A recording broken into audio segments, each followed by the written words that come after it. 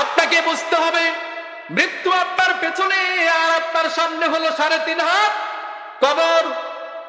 যে ব্যক্তি একবার তার মাথার ভিতরে চিন্তা চেতনা লালন করবে, আমার পেছনে ভয়ঙ্কর মৃত্যু আমাকে ধাইয়ে নিয়ে যাচ্ছে, ধাওয়া করে নিয়ে যাচ্ছে, আর আমার সামনে 3.5 হাত গর্ত, এই গর্তের ভিতরে সে আমাকে ধাক্কা মারবে, ঠিক কিনা? যে ব্যক্তি বুঝবে আমার পেছনে হলো মৃত্যু আর সামনে হলো কবর, ওই ব্যক্তি মানুষের উপরে জুলুম করতে পারে না, ঠিক কিনা? মানুষের ধন সম্পদ জমি জমা মেরে খেতে পারে না, ওই ব্যক্তি কখনো সুদ খেতে পারে না, ওই ব্যক্তি কখনো ঘুষ খেতে পারে না, ওই ব্যক্তি কখনো অবৈধ সম্পর্ক করতে পারে না, ওই ব্যক্তি কখনো কোনো জিনা বা বিচারের ভিতরে লিপ্ত হতে পারে না, ঠিক কিনা? আপনাকে বুঝতে হবে যে মৃত্যু আপনার পেছনে ধাওয়া করছে আপনাকে প্রতিনিয়ত।